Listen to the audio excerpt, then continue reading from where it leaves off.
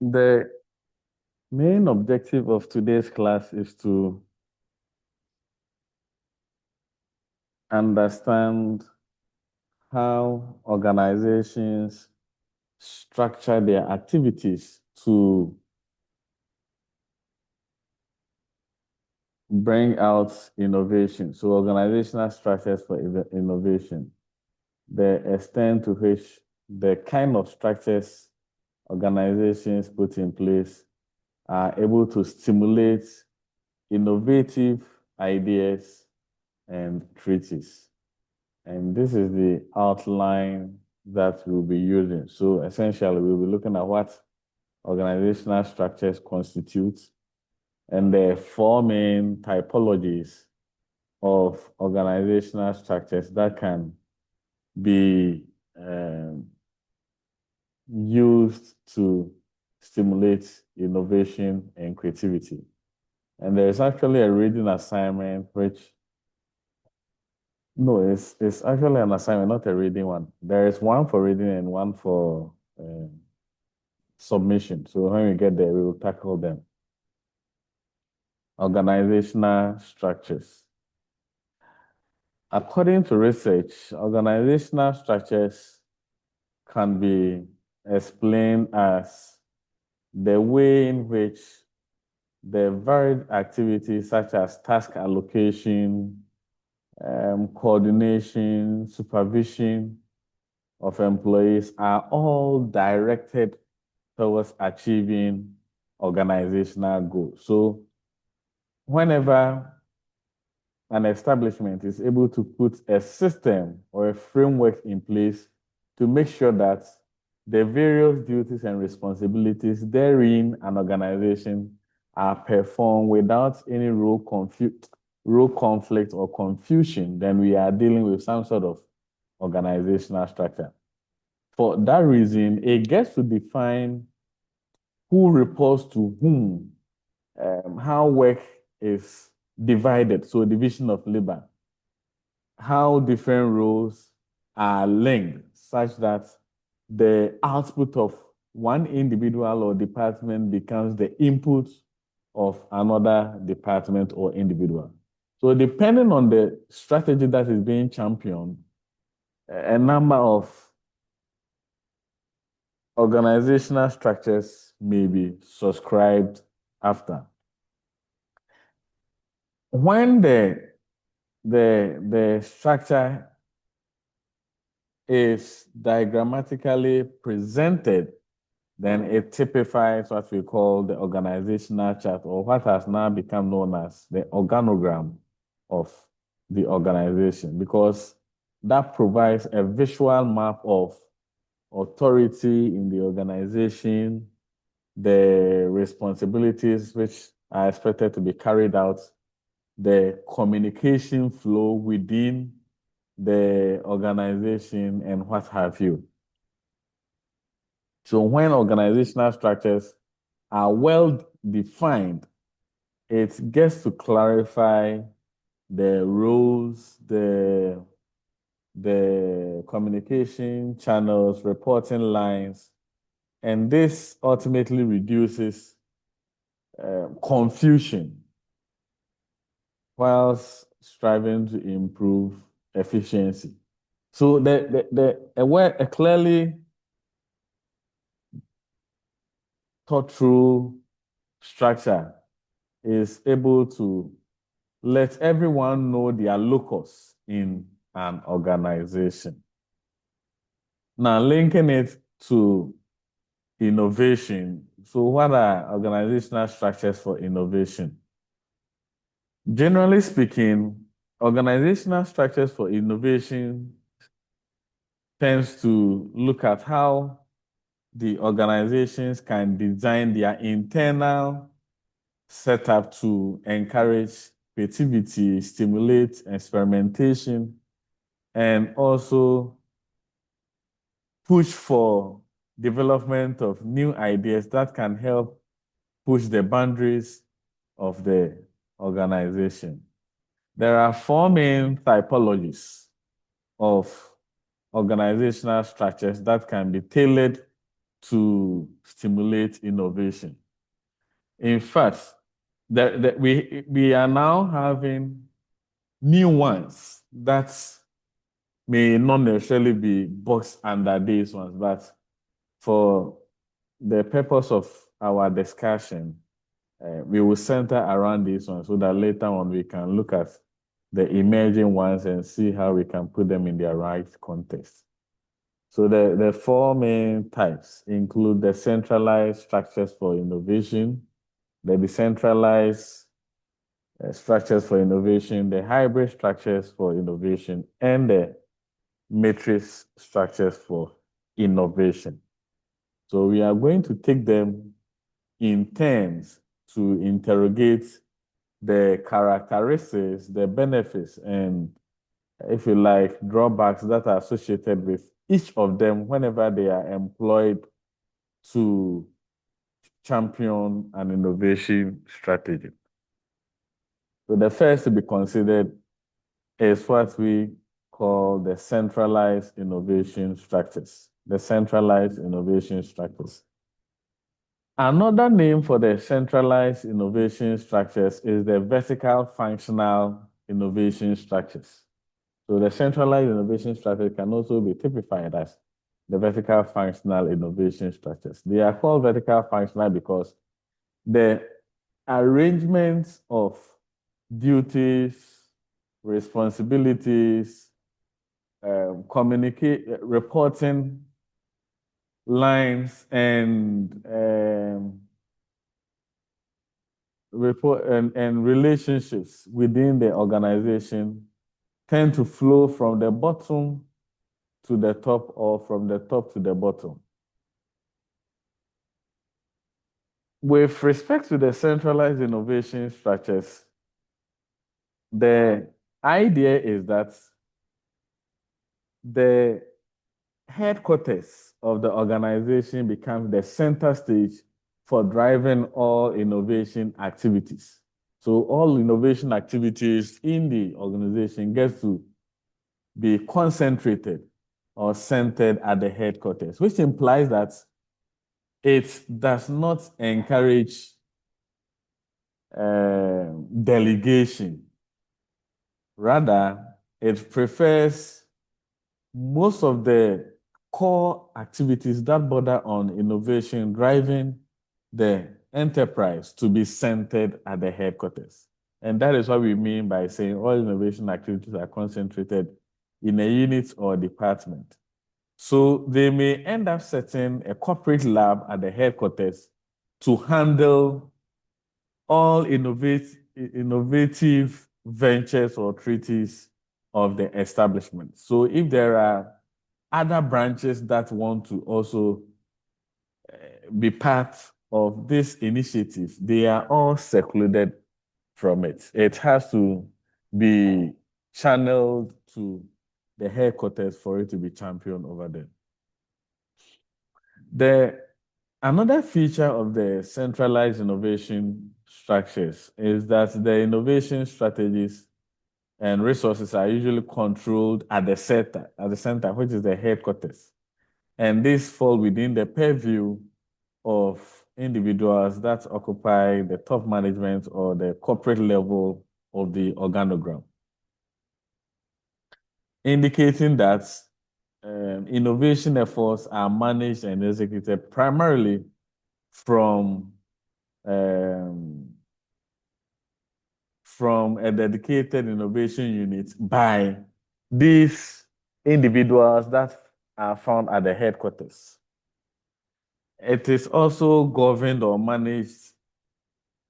Another feature is that in terms of its governance, management, and measurement, the innovation tends to be the pursuit of the innovation is said to be easier because they are the top executives or the most powerful people in the organization who are also found at the headquarters are able to get a better overview of what is happening.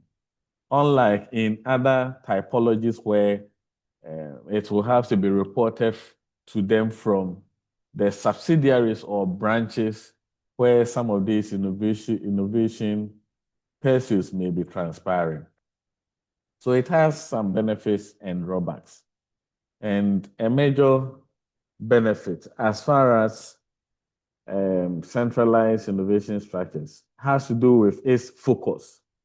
So because it is carried out at a dedicated unit or laboratory at the headquarters, there is much focus from top level management on the activities of that particular laboratory or unit, in the sense that they are able to dedicate enough resources, expertise from all facets of the organization to make sure all the innovative engagements are successful. So they are able to dedicate a lot of resources and organizational expertise to achieve higher level of efficacy. Now, in terms of the scale, the centralized innovation structure is able to afford the attainment of innovation on a large scale. And this is so because the innovation pursuit is backed by the headquarters, and they are able to pump all the necessary resources that they require to commercialize or scale the innovation up. But a major drawback to the centralized innovation structure is that it discourages delegation of activities that can contribute to innovation. And what I mean by stifling delegation is that all the activities tend to be centered at the headquarters. So it frustrates decentralization at the branch level or at the subsidiary level, which means if you have an interesting idea that you want it to be entertained, then you have to make a case for it to be accepted and championed at the headquarters. And that is quite dangerous because the headquarters may be too distant from the markets or the subsidiary or branch levels where there are some peculiar issues that the headquarters is not familiar with.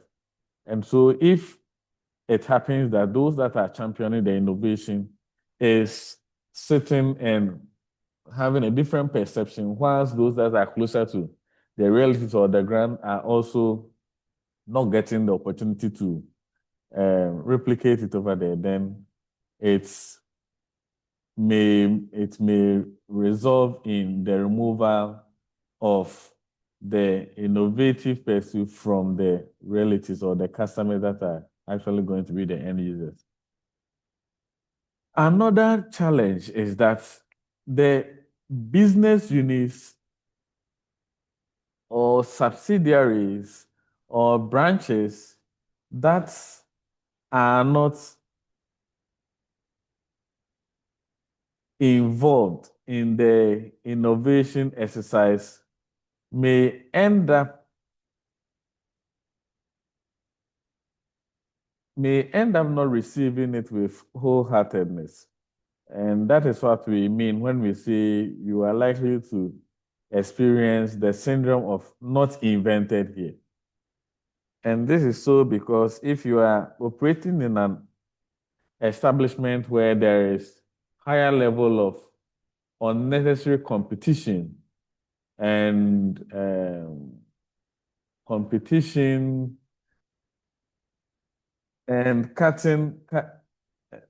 cutting setbacks, then definitely those that are not involved from the outset to contribute to the pursuit of the innovation will end up sabotaging the entire process, particularly when they feel they are too distant from it. So that is what we mean when we say you are likely to experience the not invented here syndrome. It may also lead to bottlenecks. And what we mean by leading to bottleneck is that the main disadvantage of the vertical functional structure is that it tends to be too bureaucratic. And so things that ordinarily would have been implemented when we were dealing with a lean structure will require the ideas to be channeled through all the relevant communication channels until it gets to the headquarters for them to consider and implement. So for that reason, even if someone at the subsidiary level or at the branch level is also having an interesting idea that can be piloted at the branch level, it will still have to go through the lay down communication and reporting structures until it is giving the green light to fly. For that reason, we say it may lead to delays in decision making and resource allocation. So that is the centralized innovation structure. Any question on it before I proceed to the other ones?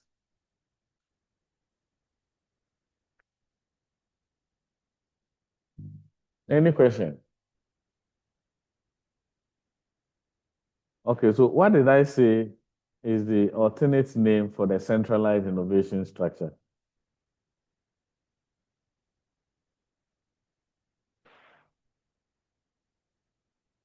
What is the alternative name for the centralized innovation structure?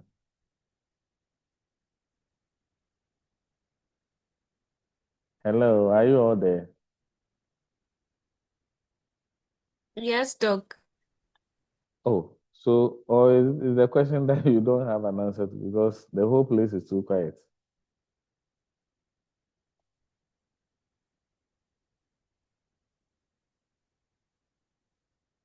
I said it not too long ago. Yo, let's go to Hello, Prof. Please, yeah. can you repeat the question? I'm I at was a noisy asking, place. what is the alternative name for centralized innovation structures?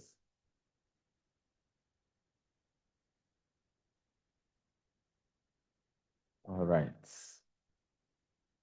The next to be considered is the decentralized innovation structure, and it is the exact opposite of the centralized innovation structure. Now, the decentralized innovation structure is the type of organizational structure which permits all the numerous innovative activities to be spread across different units, regions, subsidiaries,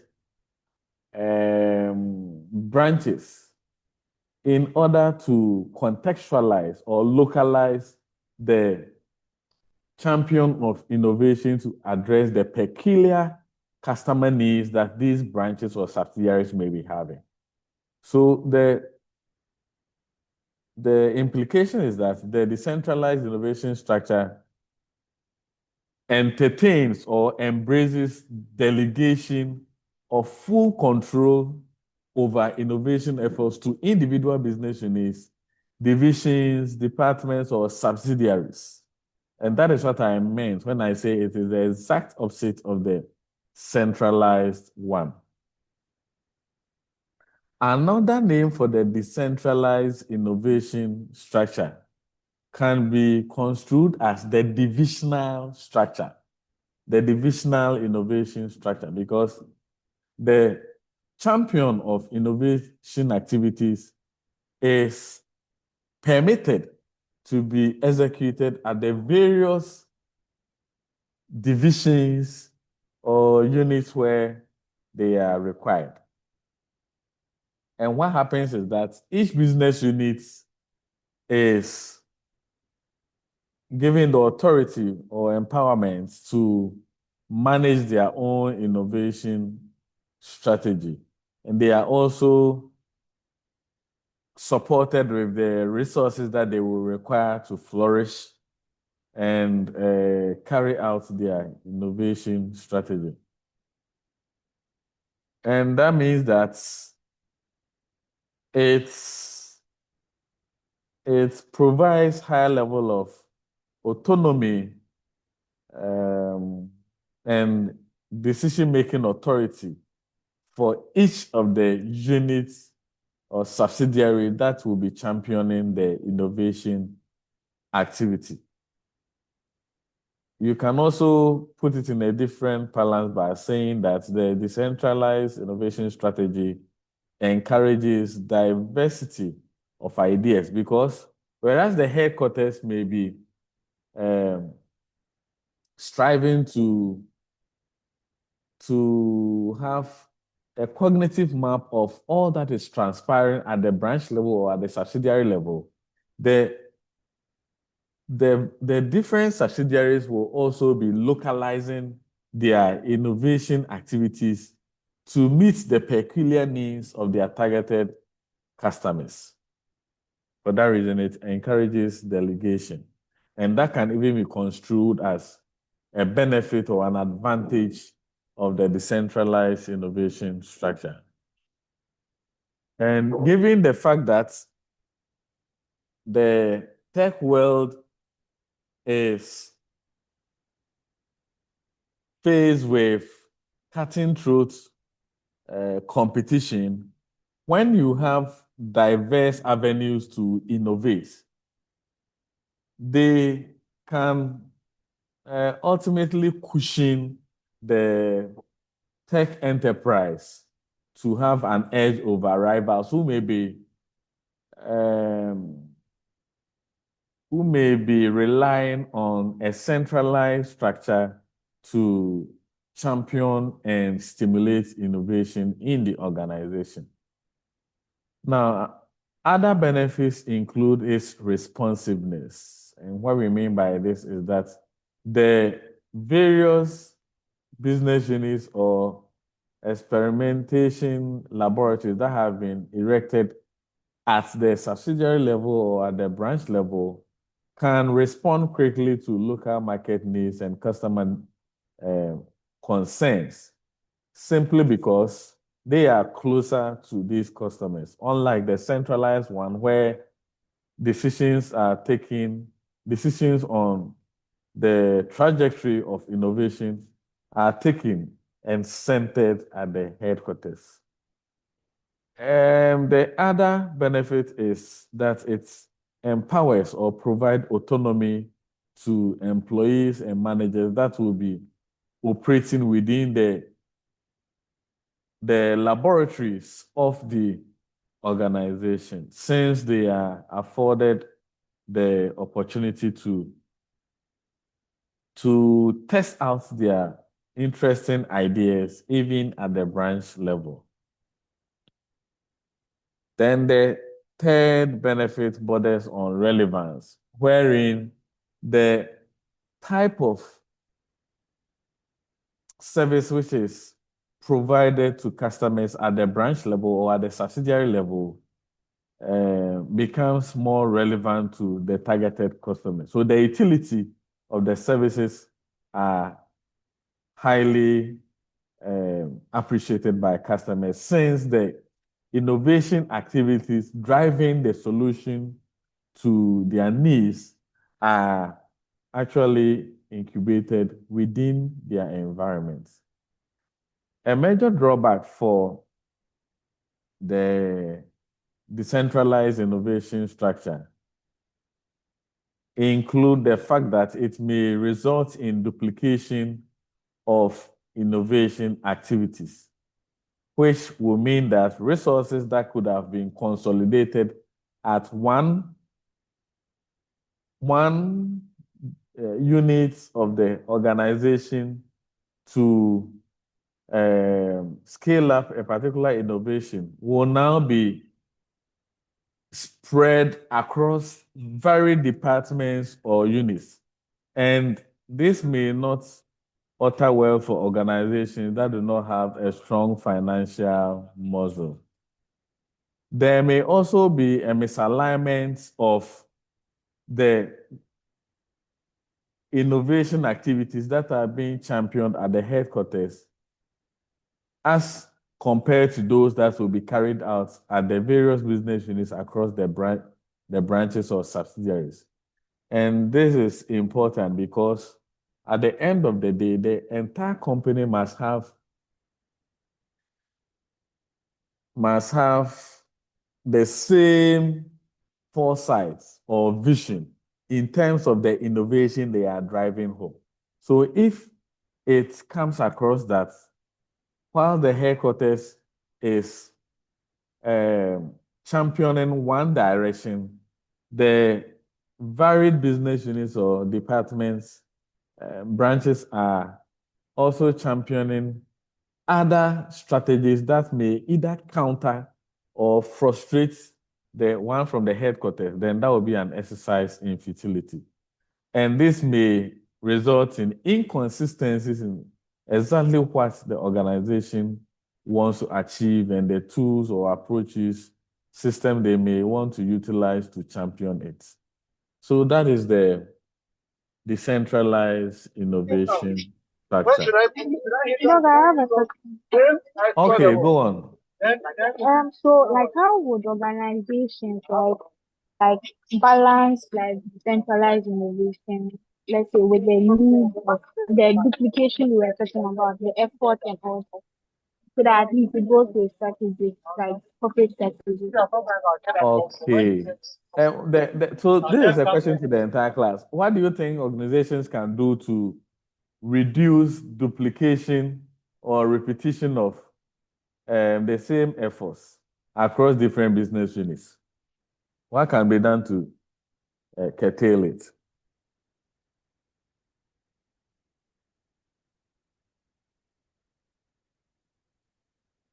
Hello, are you all there? Yes, Doc, we are thinking. Hey, this one you have to process it fast too. So we are saying that if in reality the organization allow the branches or subsidiary aspects of the enterprise to also be championing innovation activities, there is a likelihood that something that is already being done at the headquarters may end up being also executed at the subsidiary level. And how can this be resolved?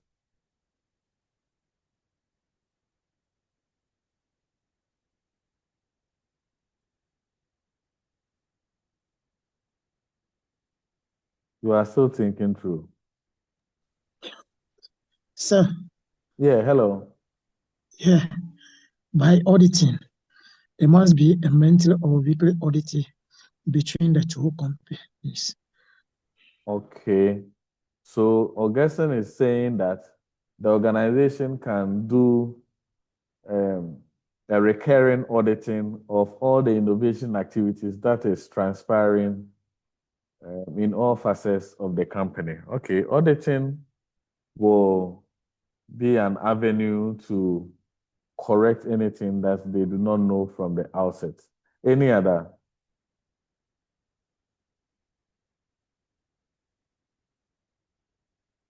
But auditing will not be the initial avenue to address it. Hello, Doc. Yeah, Norbert.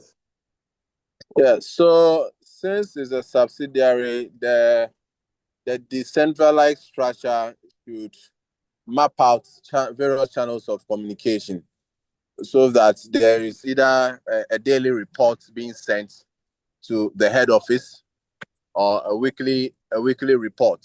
So with such reports, the head office is abreast with whatever innovation is happening at the subsidiary. Okay. Now, in addition to that, before any innovation activity is rolled out at the branch level, it will suffice for it to be communicated. At least some relevant information about it should be communicated to the innovation hub or the innovation lab at the headquarters, which is expected to be the repository and having oversight responsibility of all innovating initiatives in the enterprise. So that if there is an aspect that is already being championed, they may give further advice and directives. Not necessarily to stamping, but they may even share rich information and details or intelligence about it so that the new one that is now going to be started can look at it from a different direction. All right. Any other question?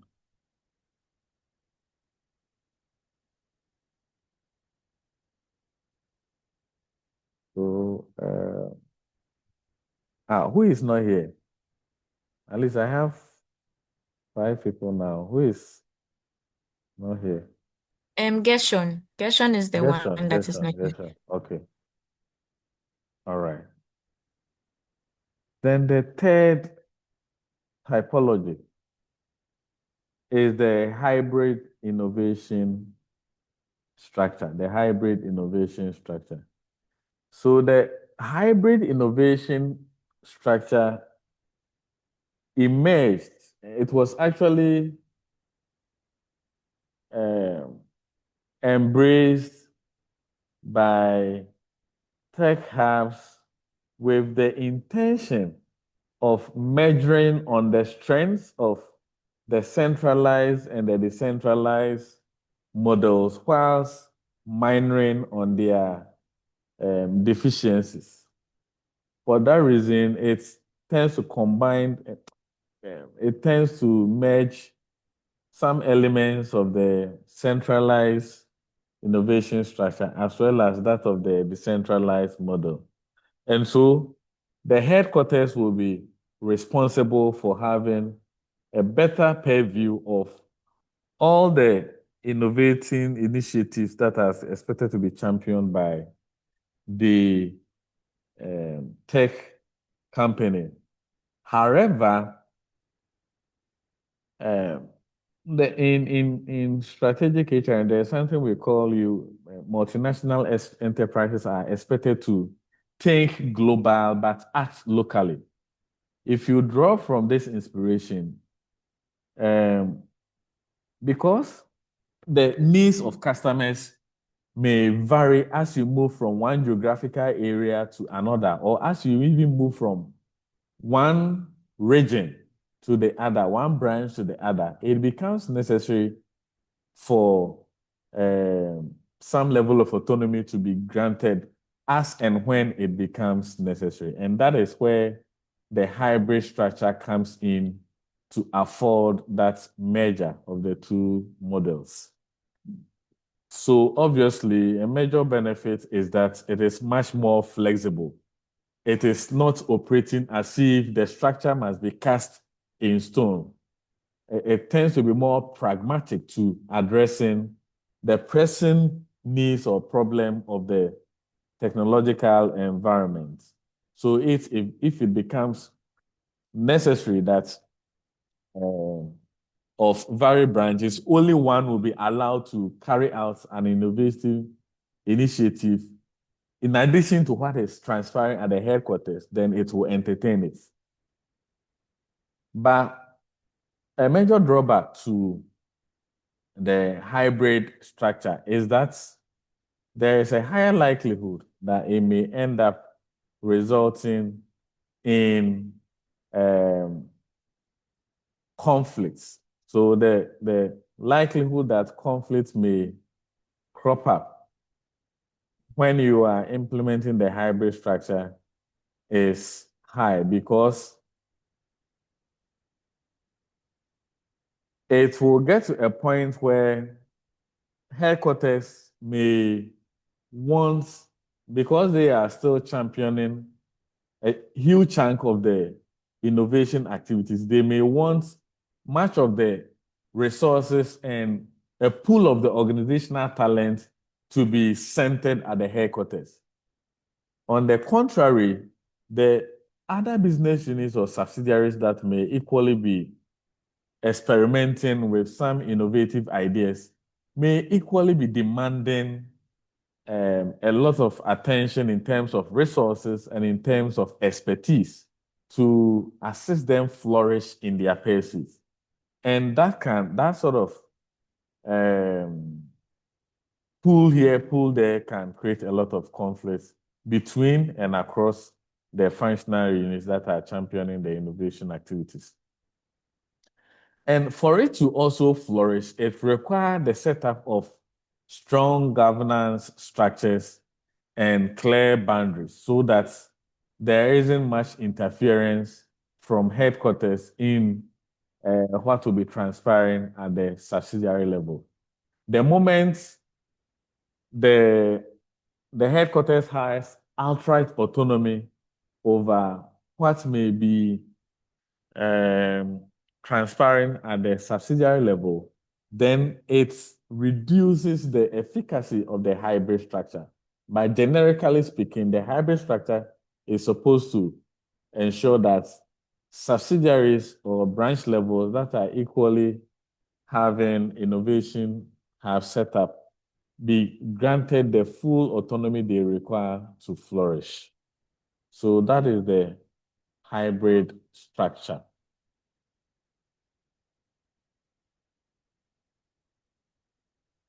Then the fourth one is the matrix or the matrix structure, depending on the secondary school you attended. The matrix structure is emerged as a structure to facilitate multinational enterprises that are also pursuing technological initiatives to be able to simultaneously pursue projects that may be distant from the main projects that are being championed at the headquarters. So what this means is that the matrix structure provides several avenues for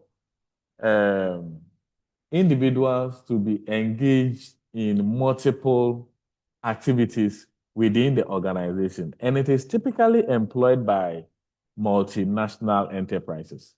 And when I say multinational enterprises, I mean these companies that may have the headquarters in one country and several other subsidiaries scattered across maybe a particular continent or across continents. So MTN is a typical example. Coca-Cola is another example. Meta, PepsiCo, kind of saying Toyota, Japan Motors, and all King. that. Come again. Saying Burger King. Burger King. Hey, depending on the secondary school you attended, you are likely to say Burger King or Burger King. But any of them will suffice. McDonald's, KFC, and all that. They are all characterized as multinational enterprises. So when it comes to the matrix structure as a facilitator or an incentive to innovation spillover, what happens is that at the headquarters, an individual may be reporting to a supervisor or a manager or an authority over there. But the same individual will be reporting horizontally to another authority who is heading a different project. So you may be in the United States of America and reporting to your CEO or your manager in US. But at the same time, on the horizontal level, you may end up reporting to the lead project manager in Hong Kong, or maybe in Ghana, especially if there is a subsidiary of this multinational enterprise established over here. So it is quite complex. And because one individual gets to report to more than one authority, we say it violates the unity of command principle.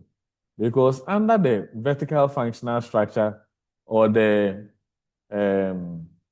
the centralized or the decentralized structures, the expectation is that at any point in time, every employee is supposed to be reporting to only one supervisor. And I believe that is the same experience all of you have if I open the floor for you to share. But the matrix structure goes beyond this. And that is what I mean when I say it violates the unity of command principle. And the implication is that an individual will end up reporting to multiple authorities. And the question is, but wouldn't this result in confusion? So if your instructor or your supervisor in one of from headquarters has given you an assignment and it has to be addressed as soon as possible, and your project boss on the horizontal level is also expecting you to meet a deadline, at this point in time, who do you respond to? So those are some of the challenges the matrix structure is characterized with. But at all points in time, whenever there are some of these clashes, priority is given to the role which, when override, will result in negative repercussions for the organization. And it has to be properly communicated to both bosses or supervisors when such issues arise. So the vertical, I'm using vertical and horizontal. So when I say vertical, I hope you understand.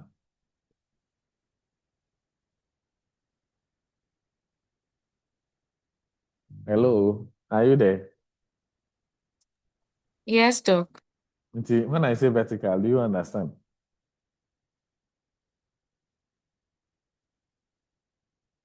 Are you able to see my screen? Yes, sir. I think Yes, this you're one will able to make see your screen. very good.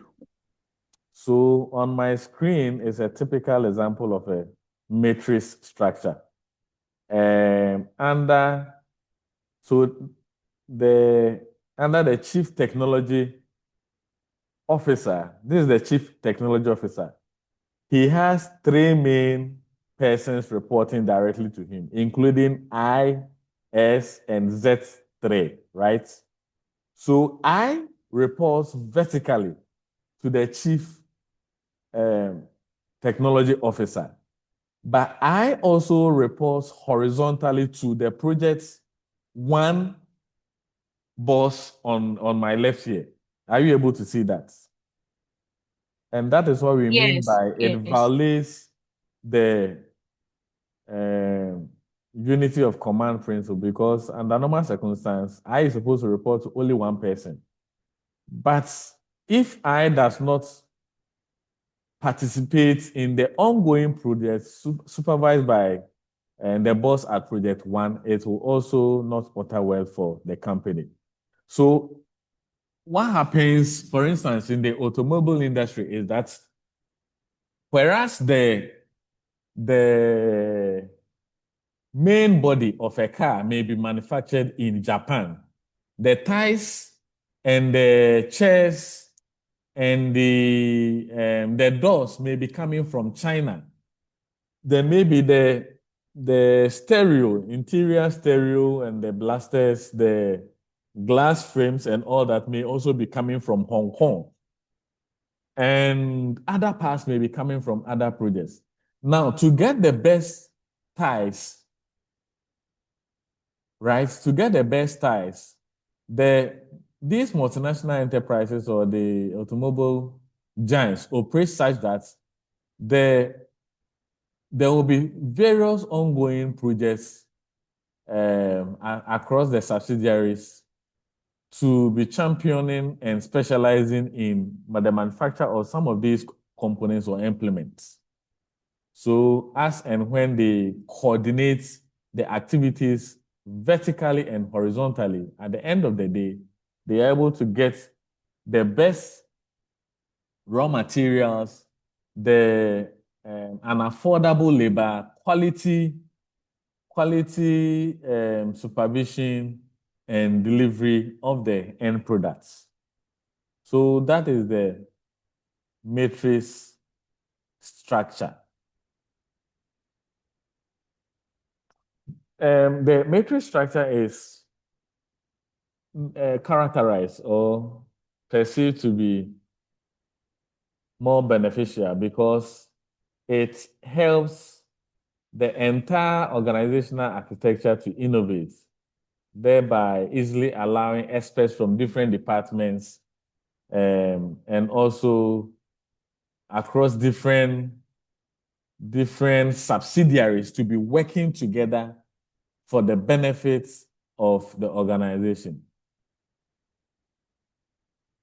Which means that your location outside the headquarters cannot be determined from participating in a particular ongoing project. So that is the matrix structure. Any question on it?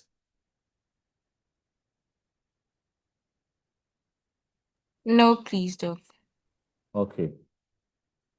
Hey, everybody, are you sure? All right. Now, my question to you is, of the 4 types, so the centralized, the decentralized, the hybrid, and the matrix structure, which of them do you think will be more proper to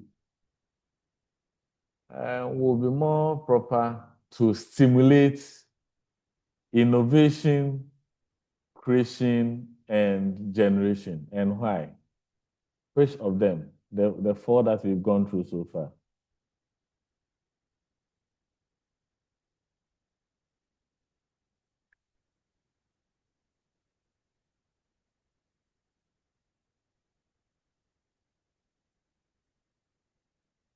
Hello?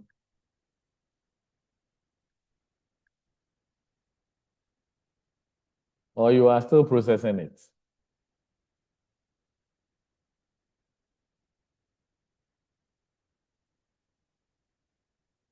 Hey, can you hear me?